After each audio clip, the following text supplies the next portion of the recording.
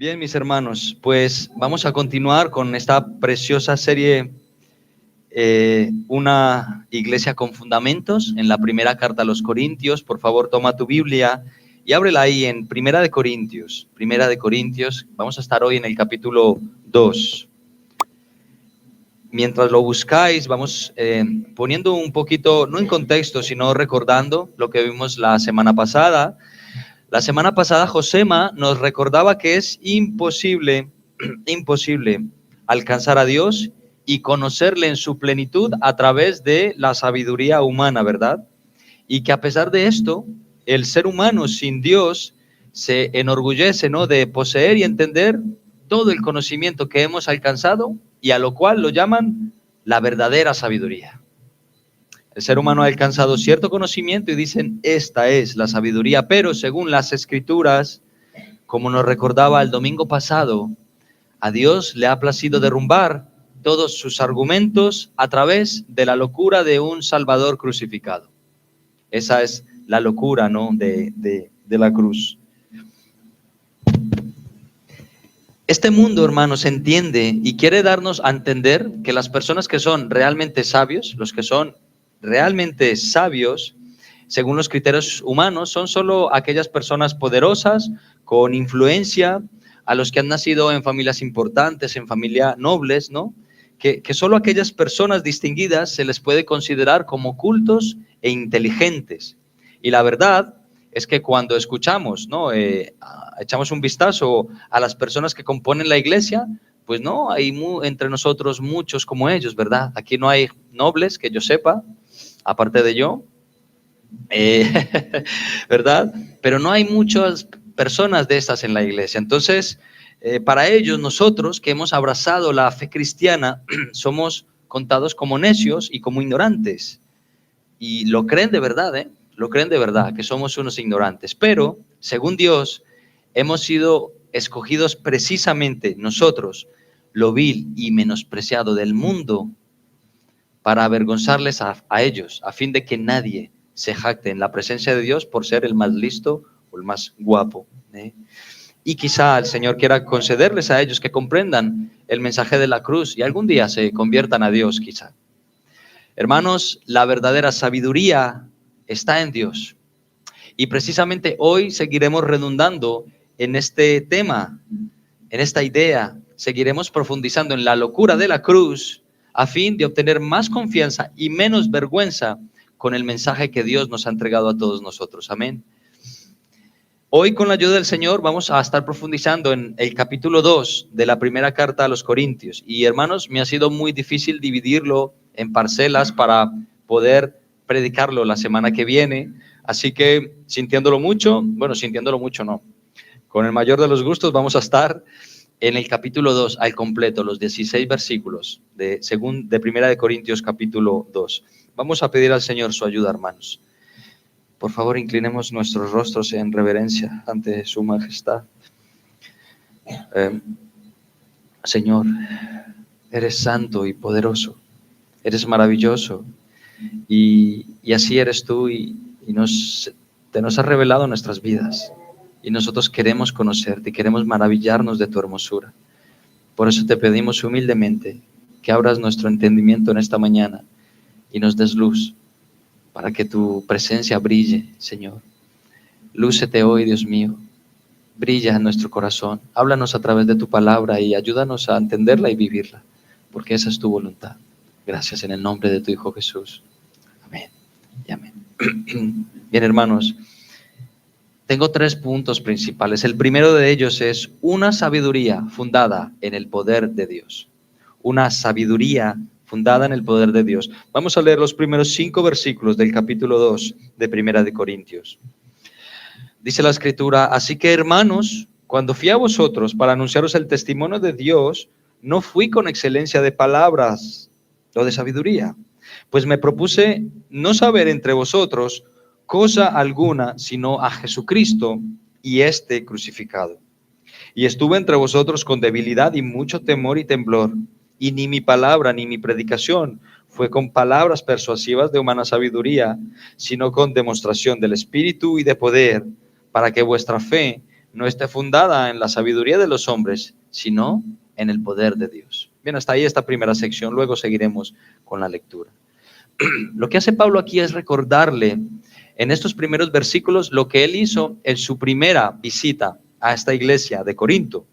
Cuando Pablo fue llevado por el Señor a Macedonia, después de haber recibido aquella visión de aquel hombre macedonio pidiendo ayuda, Pablo hizo caso al Señor y marchó, emprendió su viaje misionero y atravesó varias ciudades y varios poblados. Sabemos que estuvo en Filipos, en Tesalónica, en Berea y en Atenas antes de ir a Corinto, y probablemente algunos poblados más.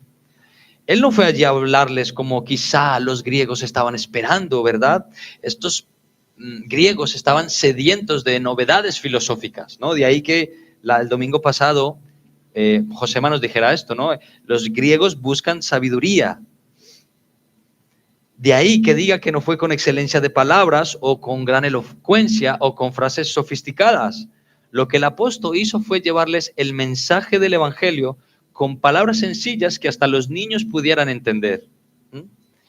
Y lo resalta cuando dice: me propuse no saber otra cosa más que a Jesucristo y a este crucificado. ¿Qué significa esto? ¿Qué significa que Pablo no quisiera saber otra cosa? ¿Significa que no quería saber nada de ninguna familia, ni de problemas, ni de nada? No, no significa eso. Significa que mientras Pablo estuvo en Corinto durante ese año y medio, junto con Silas y Timoteo, su mensaje central era Jesucristo y su muerte en la cruz. Por supuesto que hablarían de muchos otros temas que interesan para la doctrina, para la vida cristiana, pero cada uno de los mensajes de Pablo, hermanos, tenía como objetivo dirigir a los hermanos a centrarse en Jesucristo. Y esto, hermanos, de verdad debe ser algo muy práctico para nosotros, tanto para quienes predicamos desde un púlpito, como para quienes predicamos el evangelio en casa, a nuestros hijos, a nuestros amigos, a nuestra familia o en su lugar de trabajo. Mirad, yo me he encontrado hermanos en mi vida que tienden a hablar con palabras demasiado sofisticadas, técnicas, ¿no? Cuando intentan hablar de la Biblia o intentan defender a Cristo y a Dios, ¿no? Los escucho y digo, yo creo que le he entendido, pero yo ya llevo años en la fe. ¿Le entenderá una persona que no es creyente? ¿Le entenderá una persona que se acaba de convertir al Señor? ¿No? Porque usa palabras tan sofisticadas, tan rebuscadas, tan teológicas, que dices, no sé si su mensaje habrá quedado claro. Por eso, hermanos, yo creo que es sabio, ¿no?, hablar a la congregación o a los hermanos palabras sencillas que se puedan entender. El mensaje, hermanos, debe ser claro y entendible. Y por supuesto que no debería haber ningún mensaje que no tenga como fin llegar a hablar del evangelio del Cristo crucificado. Ese debe ser el fin de nuestra argumentación, de nuestras pláticas, etcétera, ¿no? Mirad, una de las cosas que más me gusta de la predicación de Charles Haddon Spurgeon, si a alguno suena, pero vivió hace unos 150 años, el príncipe de los predicadores, inglés. Una de las cosas que más me gusta es que tenía la habilidad de en cada sermón encontrar una ruta para llevar esa enseñanza a Cristo. Cuando tú lees o escuchas sus sermones, él siempre te lleva a Cristo a través de una enseñanza, siempre. Y una vez dijo él, y yo te lo parafraseo porque no encontré la frase literal, pero él decía, si el tema principal de la Biblia es Jesucristo, cada sermón debe llevarnos a él. En su contexto en Inglaterra, él decía, mira, cada camino, cada vía lleva a Londres. Puede ser que no lleve a Manchester o a otra ciudad, pero a Londres seguro que sí. De la misma manera, cada sermón debe buscar la manera de llegar a Jesús. Él dijo también literalmente, mira, yo tomo el texto y trazo una línea directa hacia la cruz. Aquí está el texto, no sé cómo lo voy a interpretar todavía, no sé, pero yo sé que tengo que llegar a la cruz. Y por eso me encanta mucho su predicación y su estilo. Y esto nos habla, ¿no? Debemos tomar la Biblia, hermanos, y trazar una Biblia hacia la cruz. Señor, hoy voy a hacer mi devocional esta mañana, ¿cómo llego a Cristo? Hoy voy a intentar predicar el Evangelio, ¿cómo les llevo a Cristo? Y en cuanto a las formas que tenía Spurgeon, pues era bien recibida por los simples, por las personas de a pie, los ciudadanos normales. Aunque él encontró muchos detractores en la prensa, en los medios de comunicación, pero también en hermanos en la fe de clases altas. Le criticaban por su manera vulgar y teatral en que pronunciaba cada sermón, ¿no? Porque usaba palabras sencillas, palabras que usaba la gente de a pie, la gente del campo, y vivía en su cuerpo cada predicación. Por lo visto, él predicaba de una manera muy teatral, entonces habían algunos que no les gustaba. Mira lo que dijo Spurgeon con respecto a esto, y cito: quizás soy corriente, pero no es intencional, excepto porque debo y voy a hacer que la gente común y corriente escuche. Mi convicción firme es que hemos tenido más que suficientes predicadores finos y muchos requieren un cambio. Dios me ha tomado de entre los degradados y rechazados. Que otros sirvan a su clase. Esta es la mía y por ellos debo seguir. Fin de la cita. Spurgeon, hermanos, era un coco, hermanos. Él se leía 6 libros a la semana y podía recordarlos con detalle, se dice de él. Predicaba, escribía libros, era maestro de teología y aun con todo, su mensaje era sencillo de entender. ¿Cuánto tengo que aprender de estas personas? Yo puedo ver esto en Pablo también. Pablo era un hombre bien culto y podría hablar con palabras sofisticadas si así lo hubiera querido, ¿no? Recuerda que él estuvo dialogando en Atenas con la alta filosofía del Areópago y no sabemos con certeza si tuvo o no éxito.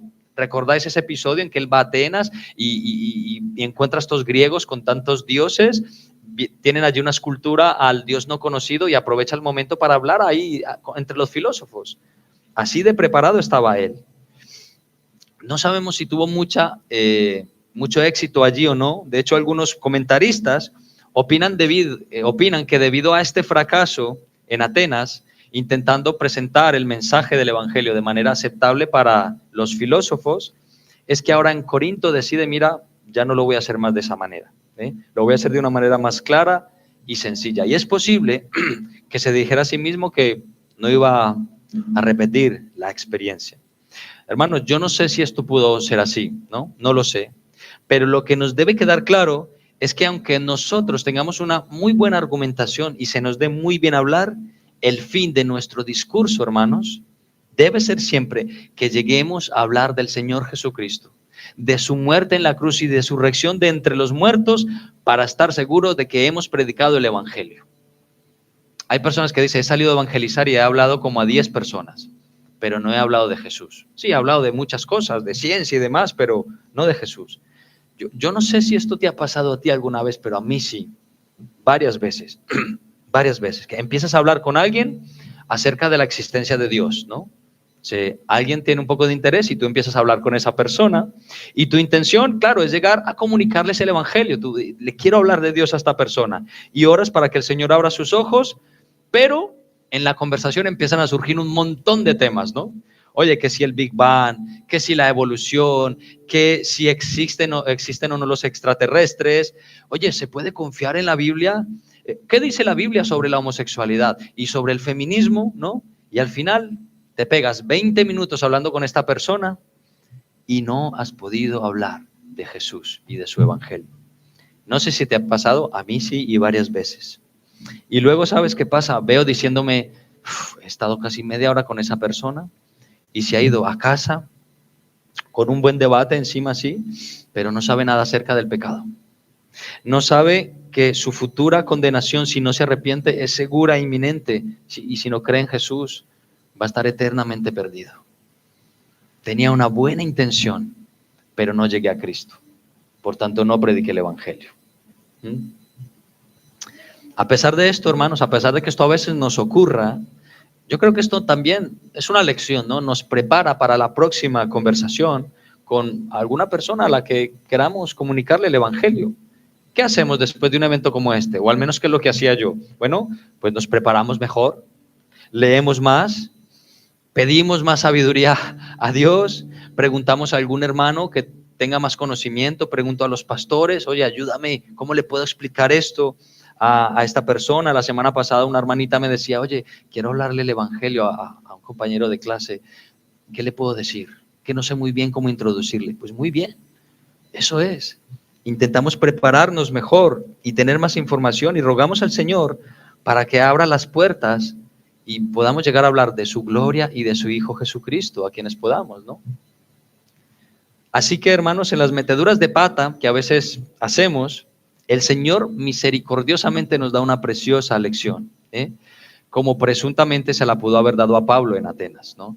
Y digo, hermanos, presuntamente porque esto es pura especulación, ¿vale? No sabemos cuánto éxito tuvo Pablo allí.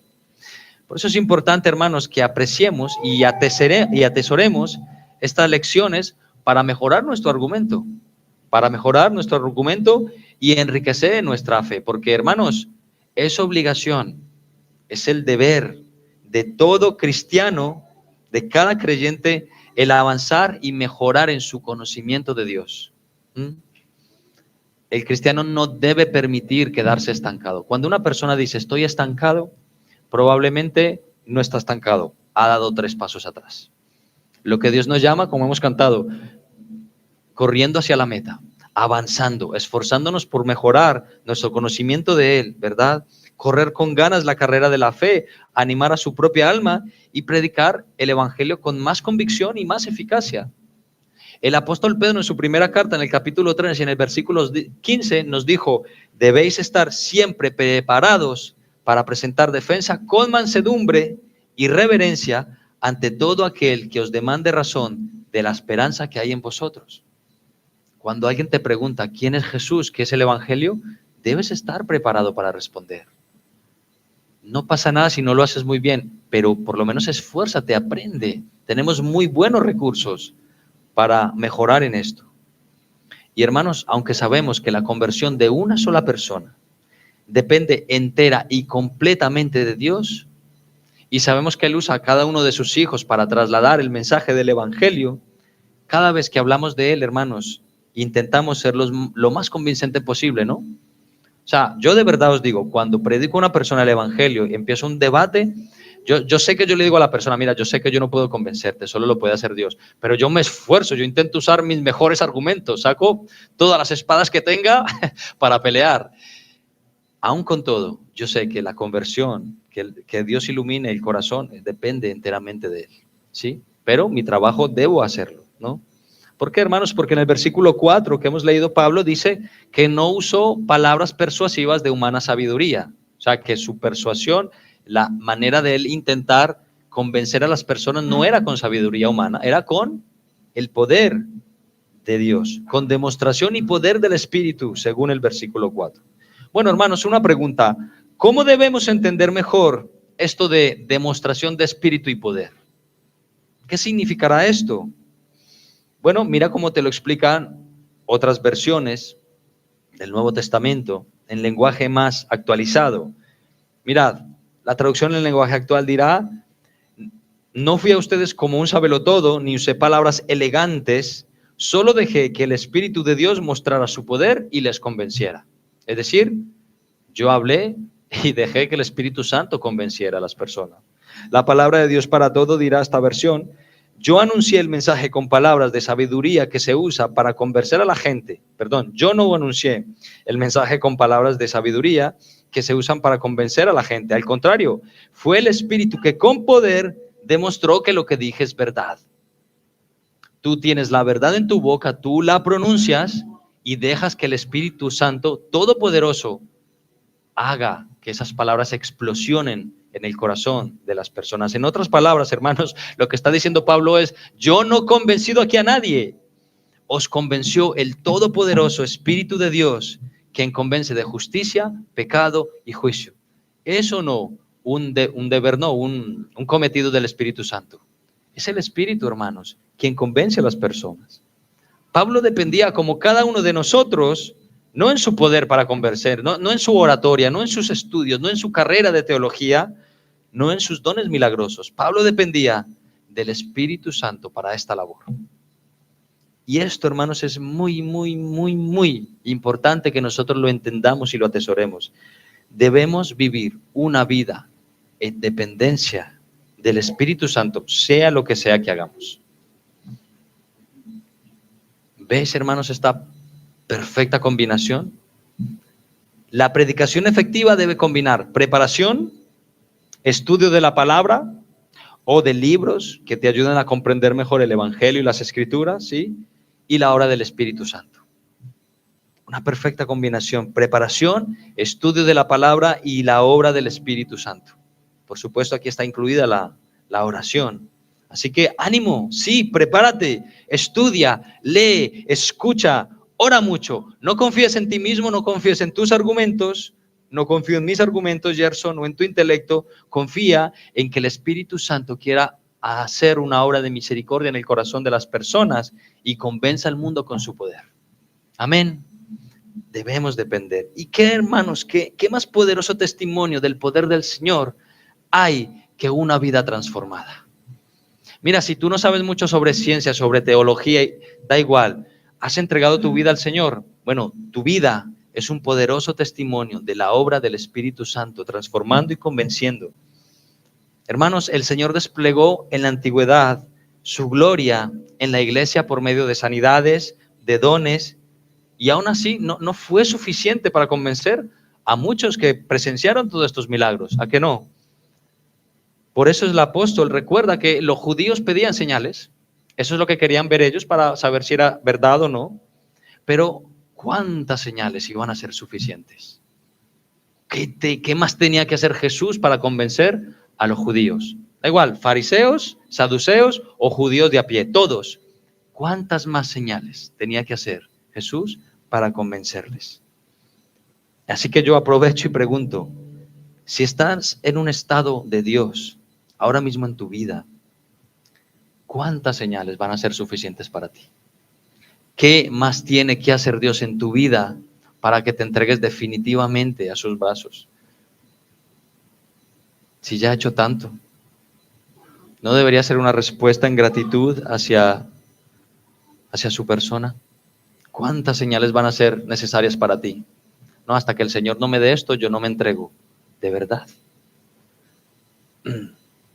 Milagros, dones, señales, lo que tú quieras, pero la demostración de una vida transformada, eso sí que es un testimonio andante del poder del Espíritu Santo, hermanos. Mirad, se dice de un hombre que le encantaba contar cierta historia, y este hombre contaba la siguiente historia, ¿no? Era que había un hombre, ¿no?, que había sido un borracho y un malvado, ¿no? Y este hombre fue capturado por Cristo. Cristo le echó mano, se lo trajo para su reino y lo convirtió. Bueno, sus viejos compañeros trataban de meterse con él, sus vecinos, sus compañeros de taberna, y le decían, hombre, no me digas que un hombre sensato como tú puede creer en esos milagros que cuenta la Biblia, como que Jesús convirtió el agua en vino.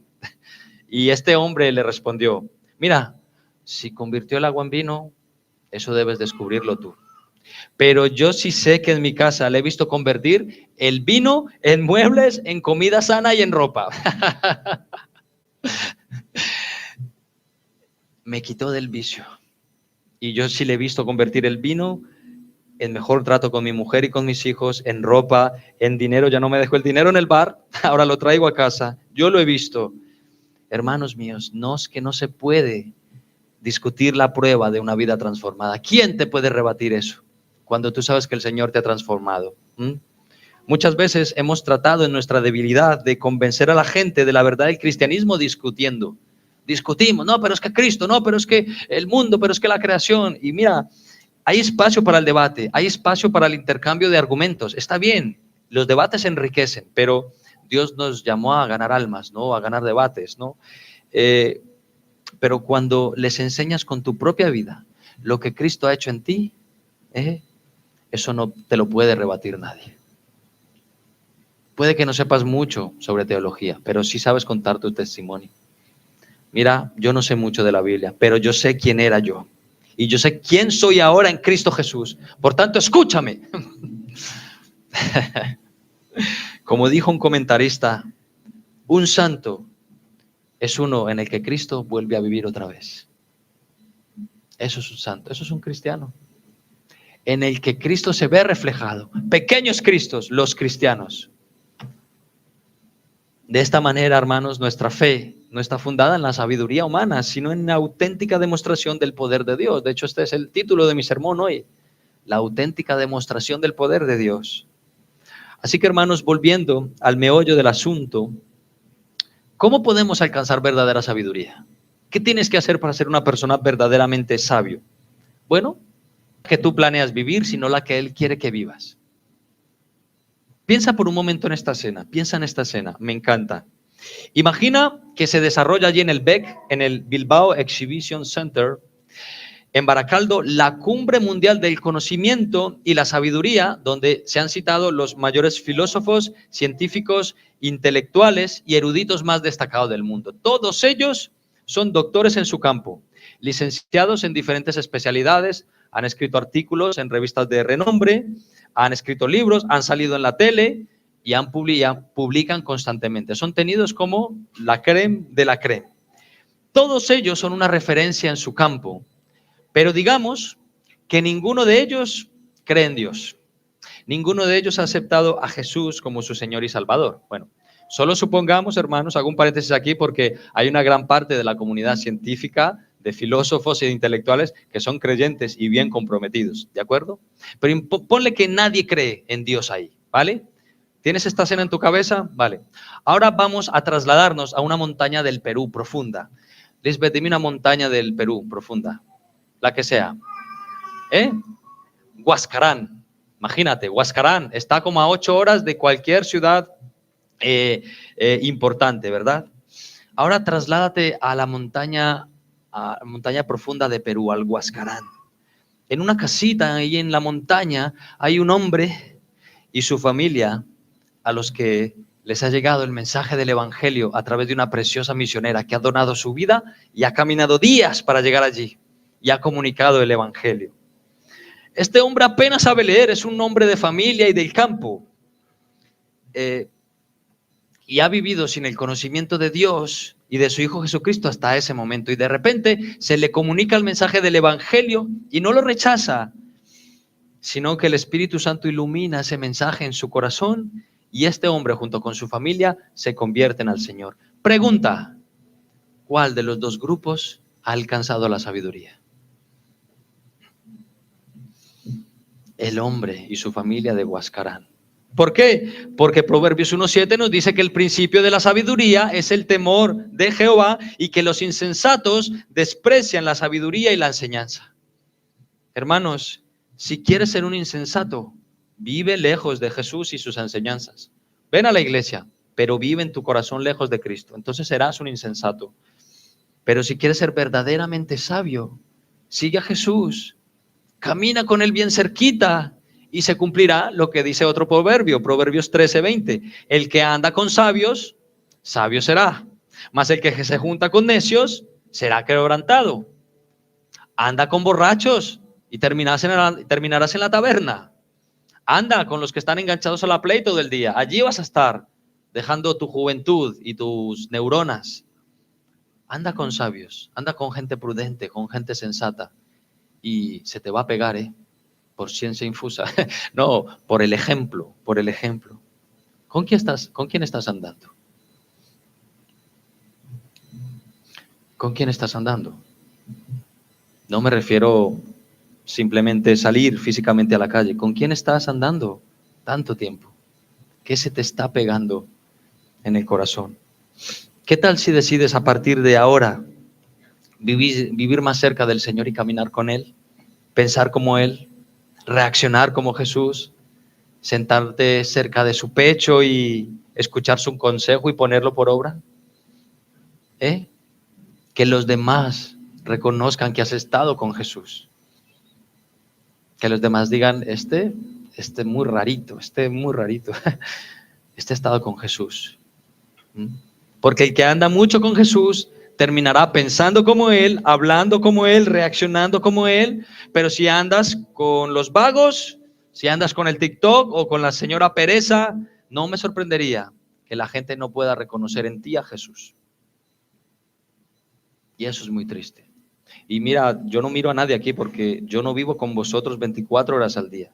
Yo vivo conmigo, con mi mujer y mis niños. Pero si la gente no puede reconocer en ti algo diferente, algo anda mal. Revísate a ver si estás andando o no en la fe. Debe ser diferente. Jesús lo fue, los discípulos lo fueron. Ahora bien, todo este asunto de la sabiduría debe venir de Dios, ¿no? Y debe ser Dios quien está dispuesto a revelarla.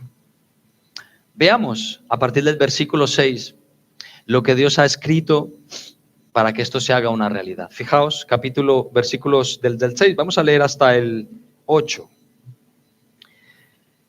Sin embargo, hablamos sabiduría entre los que han alcanzado madurez, y sabiduría no de este siglo, ni de los principales de este siglo, que perecen, mas hablamos sabiduría de Dios en misterio, la sabiduría oculta, la cual Dios predestinó antes de los siglos para nuestra gloria, la que ninguno de los príncipes de este siglo conoció, porque si la hubieran conocido, nunca habrían crucificado al Señor de gloria.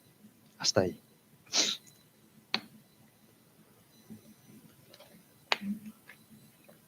Este es nuestro segundo punto, hermanos.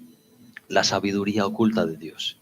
Hemos leído en el versículo 6, sin embargo, es decir, en base a lo que ya os he dicho, a pesar de que os he dicho que cuando estoy entre vosotros yo prefiero usar palabras sencillas que cualquiera pueda entender, yo, Pablo, estoy preparado y dispuesto a hablar con palabras más sabias de sabiduría a aquellos creyentes que han madurado en la fe.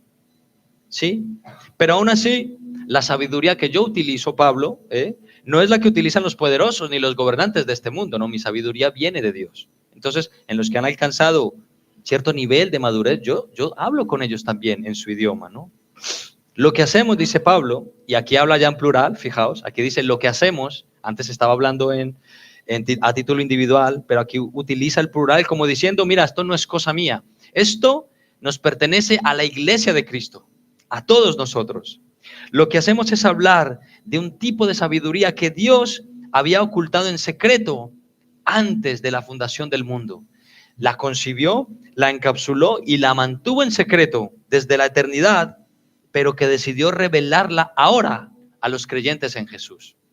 Esto ya siembra ahí un precedente, ¿no? Un interrogante.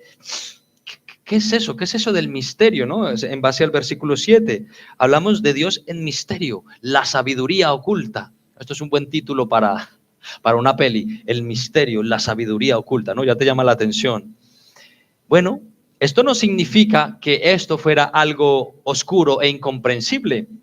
Se trata más bien de un secreto que permanecía desconocido hasta que Dios decidiera revelarlo.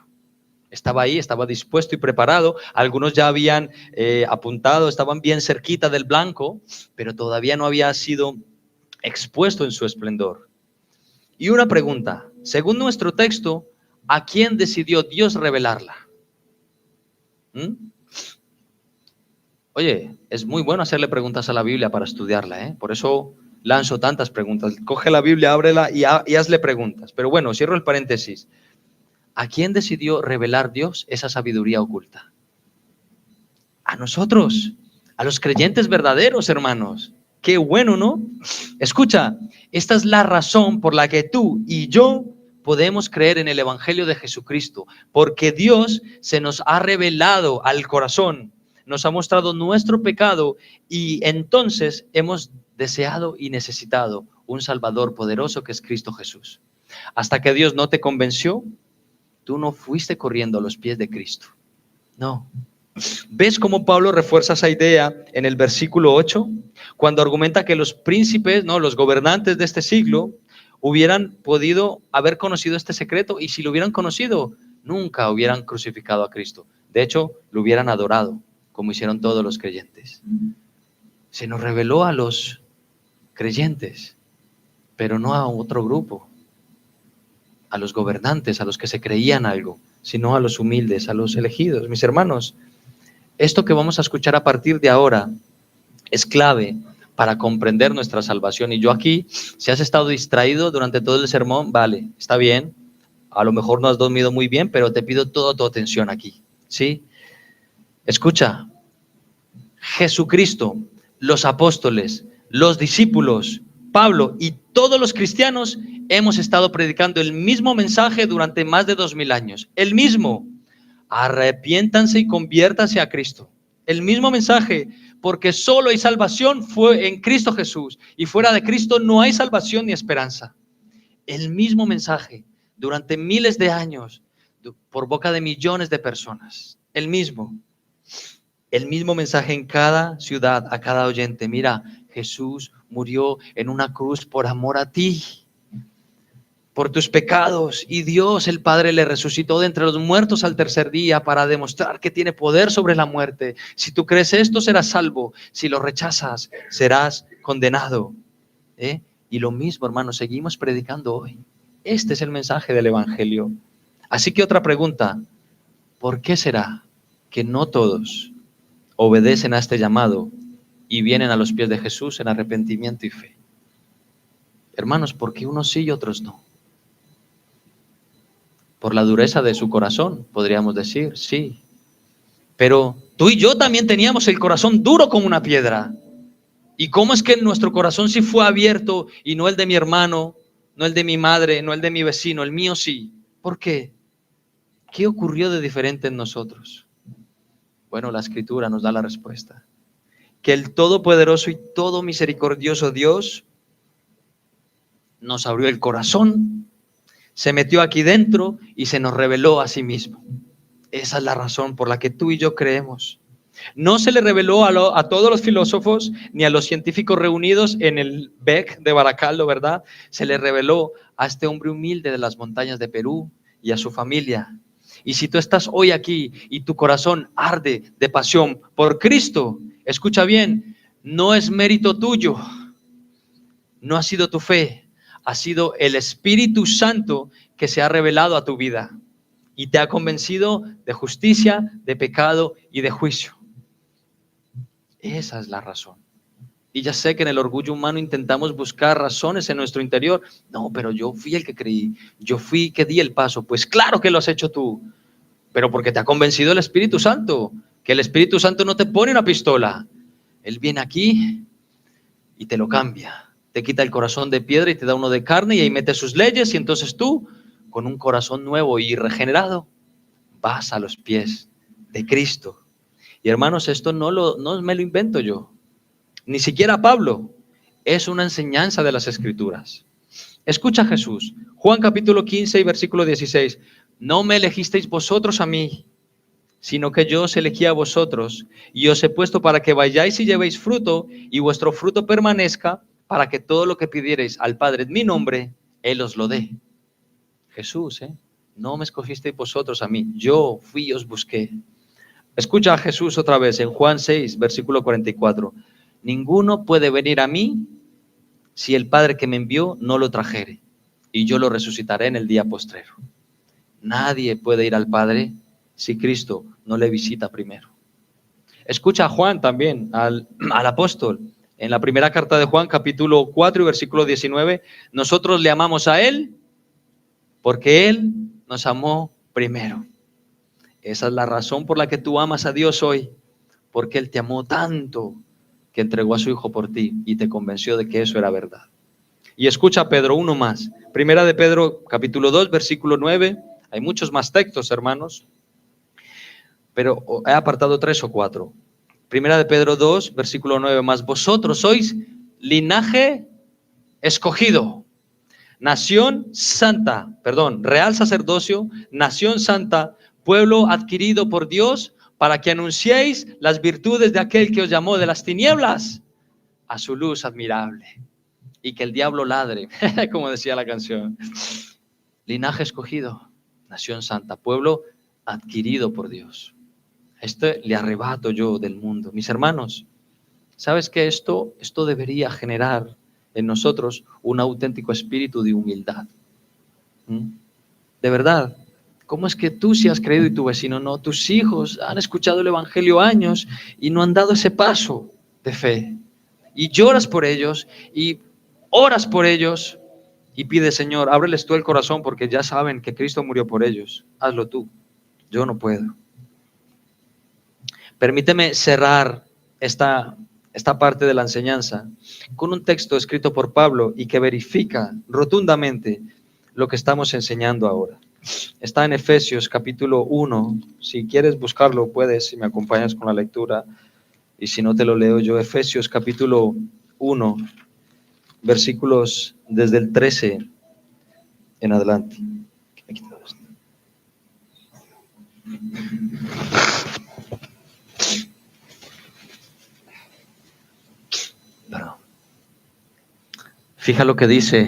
Fíjate lo que dice Efesios capítulo 1 a partir del versículo 3.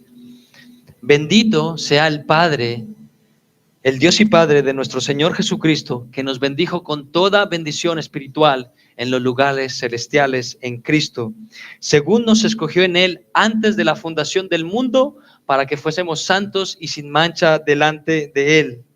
En amor, habiéndonos predestinado para ser adoptados hijos suyos por medio de Jesucristo, según el puro afecto de su voluntad, para alabanza de la gloria de su gracia, con la cual nos hizo aceptos en el amado, en quien tenemos redención por su sangre, el perdón de pecados según las riquezas de su gracia, que hizo sobreabundar con todos nosotros en toda sabiduría e inteligencia, dándonos a conocer el misterio de su voluntad, según su beneplácito, el cual se había propuesto en sí mismo, de reunir todas las cosas en Cristo, en la dispensación del cumplimiento de los tiempos, así las que están en los cielos como en las que están en la tierra. Versículo 11.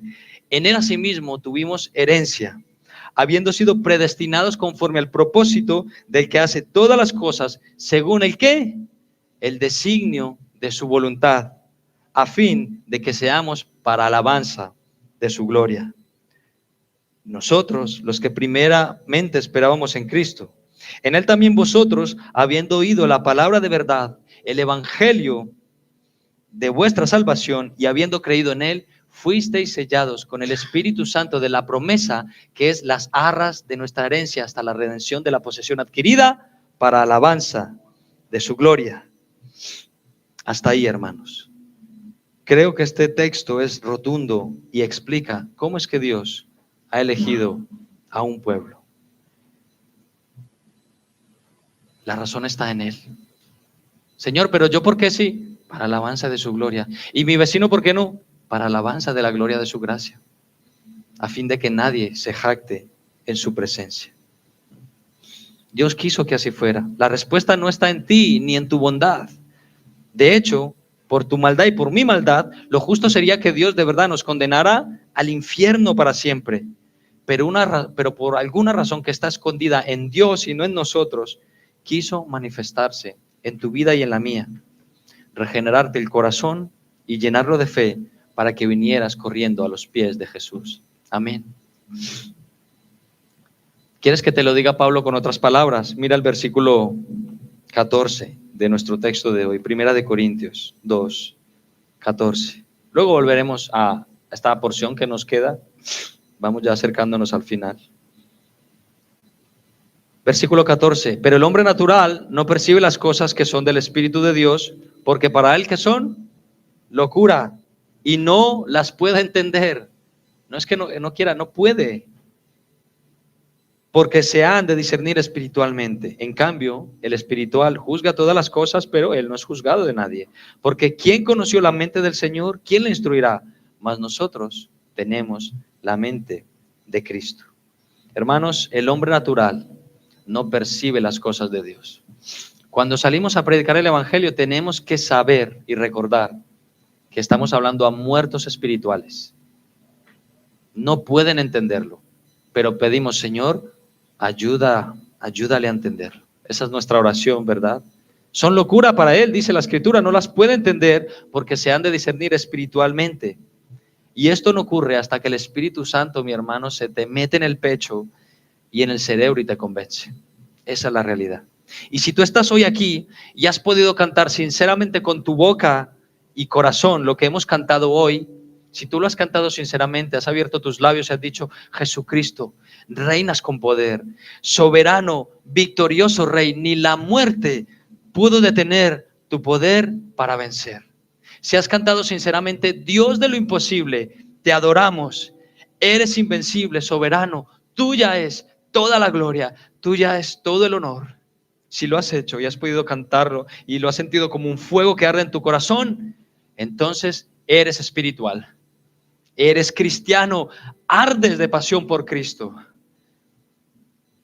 El Espíritu Santo habita en tu interior y esto ya no es una locura para ti. Antes sí, antes esto era una locura, ahora no. Ahora es la esperanza que te sostiene hasta que el Señor vuelva. Amén. Pero si tú has estado aquí y has abierto tu boca y en tu corazón no arde la llama de amor, del amor de Cristo, te ruego en el nombre de Jesús, ven a Cristo, ven. Arrepiéntete de tus pecados y pídele que te dé un nuevo corazón. Y Él no te lo va a negar. Él no rechaza a nadie que venga con un corazón contrito y humillado. Confiesa tu pecado y hallarás misericordia. Pero si te resistes, no quedará otra cosa más que una horrenda expectación de juicio.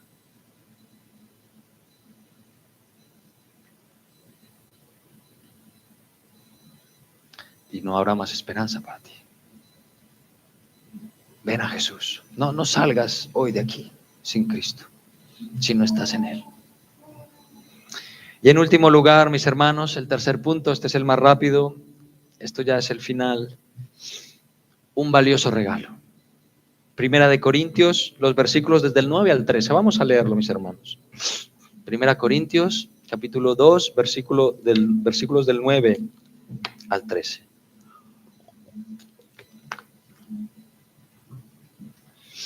Antes bien, como está escrito, cosa que ojo no vio, ni oído yo, ni han subido en corazón de hombre, son las que Dios ha preparado para los que le aman.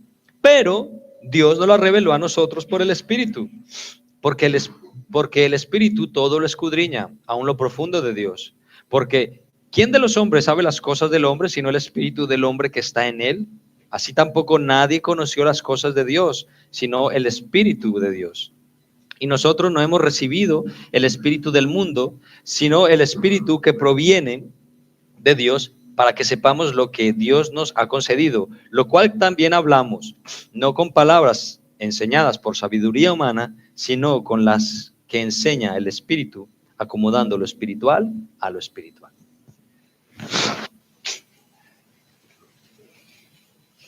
Perdón. Bien. El versículo 9 nos cita a Isaías 64, Isaías 64, 4. Y debo decir, hermanos, que este texto ha sido mal interpretado por la iglesia evangélica durante mucho tiempo. Yo mismo lo malinterpreté pensando que este texto hablaba del cielo. Yo pensaba que hablaba del cielo, ¿no? Aquello de nadie ha visto, nadie ha oído, nadie ha subido al corazón del hombre lo que Dios tiene preparado para los que le aman. Bueno, pues tú lo lees sin contextualizar y dices, bueno, esto es el cielo, Dios tiene preparado algo increíble, difícil de pensar. Pues eso, que pareciera que lo que Dios tiene preparado es algo inimaginable, pero si tan solo leemos el versículo 10, ya hemos dado en el clavo, ya lo hemos sabido interpretar. Dios nos lo ha revelado por su Espíritu. Y esto, hermanos, va en la misma línea de lo que venimos hablando. Todo lo que tú y yo podamos saber acerca de Dios, de la Biblia, de la ciencia o de lo que sea, nos ha sido revelado por Dios. No me malinterpretes, no me refiero a que estrictamente, ¿no? A que Dios nos lo ha revelado directamente, de parte de Dios. En plan, no, pues se te abre el cielo, Dios te escribe un mensaje en las nubes y se te revela en sueños o en visiones, ¿no? No me refiero estrictamente a eso, me refiero a una revelación de parte del Señor de manera providencial y progresiva. ¿Qué quiero decir con esto? Bueno, por ejemplo, fíjate, cuando el ser humano descubre cómo funciona un proceso o algo, generalmente le toma un tiempo hacerlo. A veces no se descubre de manera inmediata. Tomemos, por ejemplo, la fotosíntesis. No, esto es algo que a mí me fascina, hermanos. Se necesitaron décadas para mejorar nuestro conocimiento acerca de cómo es que las plantas producen oxígeno a partir del dióxido de carbono, de la luz solar, del agua y de algún componente más. Qué interesante, cómo una planta puede producir oxígeno. Bueno, Dios lo diseñó así, pero no lo reveló inmediatamente. Dios no le reveló esto ni a Abraham, ni a David, ni a Malaquías, ni a Pablo. Ha tenido que pasar mucho tiempo, y esto se descubrió hace cosa de 200 años, cómo realmente funcionaba la fotosíntesis. Increíble diseño. Una simple hoja convierte el dióxido de carbono en oxígeno. Al contrario que hacen nuestros pulmones extraen el dióxido de carbono de la sangre y lo reemplazamos por oxígeno. Es un efecto más o menos inverso. Y este proceso lo hacen nuestros pulmones unas 23,000 veces al día. Cuando estés aburrido, cuenta cuántas veces respiras durante un día. Pues entre 21,000 y 23,000, ¿vale? Como dije, la revelación progresiva de Dios. Esto no se lo reveló a Salomón, que era algo así como un biólogo y le encantaba mirar la naturaleza, pero nos lo reveló a nosotros después de mucho tiempo. Y así también hace con su misterio que decidió revelarnos a quienes habíamos de alcanzar la salvación. Nos la reveló por el Espíritu según el versículo 10. Hermanos, su revelación en nuestra vida va siendo providencial y progresiva. Y le encanta que descubramos. Dios te lo pone ahí y Él no te dice, venga, busca. Y se lo pone en la espalda, venga, busca. No, no. El Señor te lo pone y te dice, ven, descubre, ven conmigo. Así le encanta al Señor que descubramos cuando abrimos su libro y pasamos tiempo con Él para que descubramos que a través de estas hojas impresas que están aquí, podamos ver sus atributos, sus bondades, sus juicios, sus leyes, sus planes. Ahora en Cristo podemos leer y entendemos. Antes no entendíamos. Veíamos palabras, pero no entendíamos. Pero ahora en Cristo podemos conocer sus profundidades. Porque el Espíritu Santo, que conoce a Dios, porque emana de Él, lo conoce. De la misma manera que nuestro espíritu sabe todo lo que hay en nuestro interior. Amén. Por esta razón, hermanos, nosotros sí podemos saber y soñar con las cosas que Dios tiene preparada para nosotros. No sabemos exactamente cómo es el cielo, pero Dios nos las va revelando. Ya lo entenderemos perfectamente allí. Podemos saber y casi palpar nuestra vida eterna con Jesús, porque según el versículo 12, el Señor lo ha hecho así para que sepamos y nos deleitemos en lo que Él nos ha concedido. Amén. Hermanos míos, de verdad ha sido muy bonito poder observar cómo nuestra vida cristiana es una vida conscientemente trinitaria, en la que vemos constantemente el amor del Padre al elegirnos para que disfrutemos de Jesús, ¿no? Y mientras tanto, el Espíritu Santo, quien escudriña lo profundo del Padre, nos revela por gracia todas aquellas cosas preparadas desde la eternidad para nosotros, en su justo momento, ¿sí? Así que, hermanos, resumimos y terminamos. En primer lugar, vimos que cada uno de nosotros hemos puesto nuestra fe en Jesús, poseemos una sabiduría fundada en el poder de Dios. Nuestra sabiduría no es la del mundo, es la de Dios. Y sí, da igual que te hayas convertido en Cristo esta mañana, por más tierna que sea tu fe, si tienes a Jesús gobernando tu vida y tu corazón, hay más sabiduría en ti que en toda la disponible en todos los libros escritos. ¿Sí? En segundo lugar, vimos que nos hemos deleitado observando cómo el Padre le ha placido revelarnos a nosotros su misterio, esa sabiduría oculta por los siglos destinada a nosotros, y que ni siquiera el rey David, ni Isaías, ni Malaquías pudieron disfrutar como nosotros sí estamos disfrutando del conocimiento de un Salvador crucificado. Misterio por el cual, al saberlo, no tenemos ningún derecho de gloriarnos, sino de glorificar a Dios porque lo hemos alcanzado. Y en tercer lugar, hemos sido los benefactores de un valioso regalo, que es el Espíritu Santo de Dios, que ha hecho maravillas, ha hecho una obra de regeneración en nuestro corazón increíble, nos ha dado nueva vida, nos ha llenado el corazón de fe, nos ha llenado la vida de propósito y nos continuará revelando en función de la obediencia que mostremos hacia Él. Bien, espero, hermanos, que salgamos hoy de este lugar con una mente renovada, ¿sí? Y que disfrutemos más de Dios, de la compañía de Dios. Amén. Bien, vamos a orar. Os doy gracias por la paciencia y la espera. Vamos a orar. Oh, Señor, te damos las gracias, Señor, porque hoy nos has enseñado tu palabra. Padre, he intentado esforzarme por interpretar bien. Si tú quisieras corregir algo, Dios mío, háblanos claro. Yo no estoy en posesión de la verdad, pero tú sí. Queremos ser una iglesia obediente, una iglesia que conoce la Biblia y que la interpreta adecuadamente. Y si hay verdad en todo lo que he dicho esta mañana, Señor, hazla florecer en nuestro corazón, el corazón de cada persona que está aquí, e incluso de los hermanos que después la van a escuchar por la transmisión. Dios mío, Padre, renueva nuestra mente y ayúdanos a entender que nuestra sabiduría eres tú y que vale la pena vivir para ti. Padre, gracias. En el nombre de tu Santo Hijo Jesús.